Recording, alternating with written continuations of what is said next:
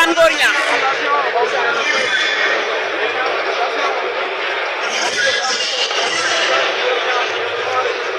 Ngor Niakh waaw Tidiane ak Ngor Niakh ci géew bi foofu le président Alioune Sarr di dugg see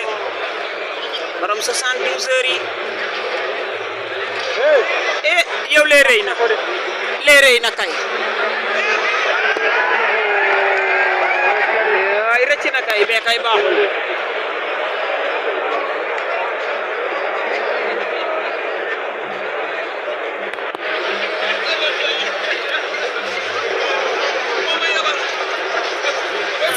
Ngor Niakh